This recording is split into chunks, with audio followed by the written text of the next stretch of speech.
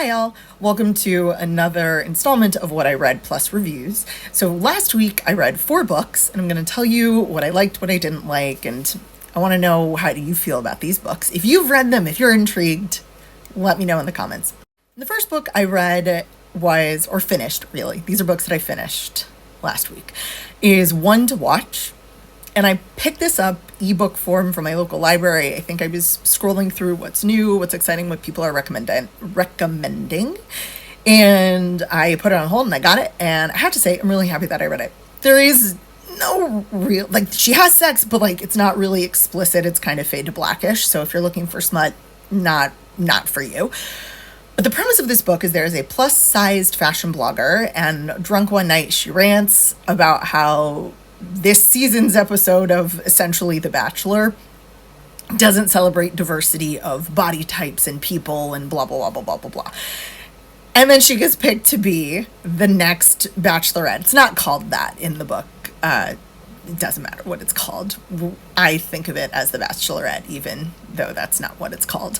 And the journey that she goes on. And I have to say, this book is filled with awkward in a good way. It really talks about fat shaming and the expectations of women's bodies, as well as the absolute shitstorm of trolls that women have to deal with on the internet if you're a public figure and you're putting yourself out there.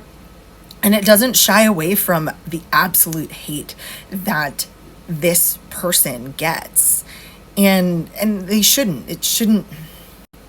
These are things that happen in real life, and as awkward as it was to read sometimes, I'm really glad that they didn't stem away from it.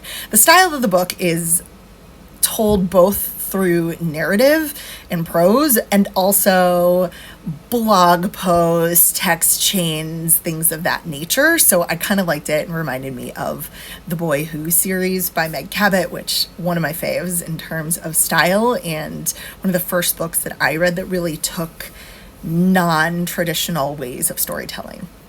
So highly recommend One to Watch. Let me know if you've read it.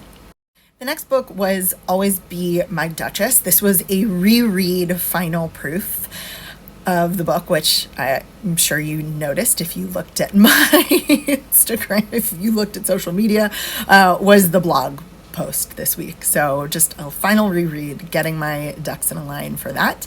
And I really did enjoy this book. I find that a lot of Regency books talk about women saving themselves for marriage and a lot of those expectations, and this one kind of flouts that. The main character is a ballerina, and if you know anything about that time period, basically anyone in the arts was considered just slightly above a prostitute. So the expectation of people in that line of work are that they are promiscuous, that they sleep around, and that isn't the case for this main character. I like that the author really talks about the mental diversity and the kind of inner workings of the MMC, male main character's mind, which isn't in a line. And I think if she were setting this in a more modern time, she probably would have labeled him as something on the neurodiverse spectrum, but because she's setting it way back when, she doesn't. She just has him be slightly weird and talk about his things the way that he is. I thought the sex was fine. It's very vanilla. It's a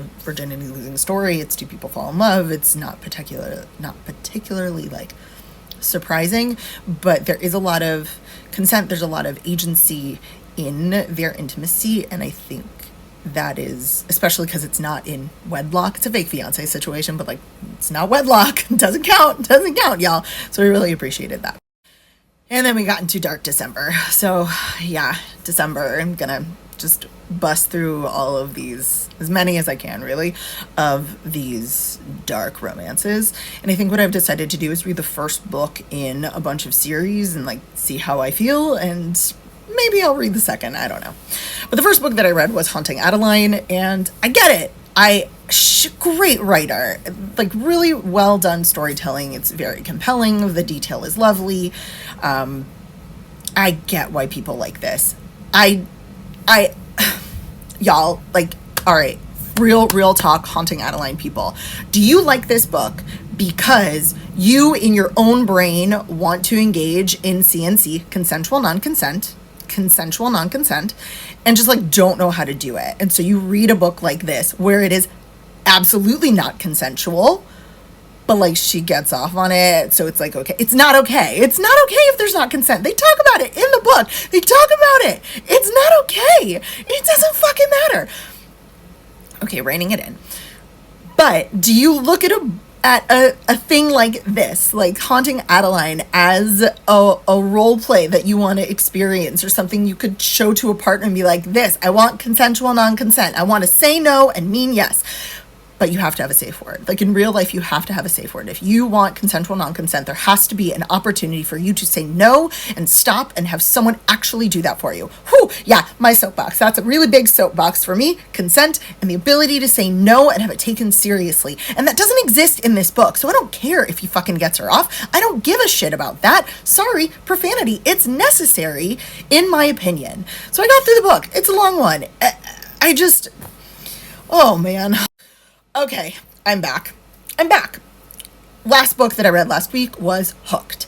And of all the series that I've seen on TikTok and I had on my TBR for this whole shenanigansness, this was the one that I thought I would enjoy the most, because I love a retelling of a story that is very common. I love, like, Jane Austen retellings. I love fairy tale retellings. I love Shakespeare retellings. I love people taking a story that we all know and kind of turning it on its ear. I think that Emily McIntyre did a great job of kind of slipping in enough of like, oh my gosh, Peter Pan stuff, that it was really enjoyable. Compared to Haunting Adeline, it's not that dark, but there's some kidnapping involved. And I liked it a lot more than Haunting Adeline in terms of like its consent in the story, but like, it's fine.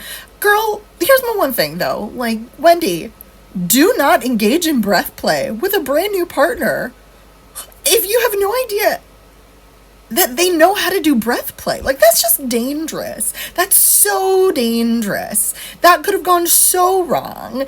And Hook even is like, doesn't say like, ah, yes, breath play, something that I have done many a time. I can do it safely. Again, breath play, totally fine. If that's done with communication and a partner who like knows how to watch and do. Yeah, it's gonna be a rough month, y'all.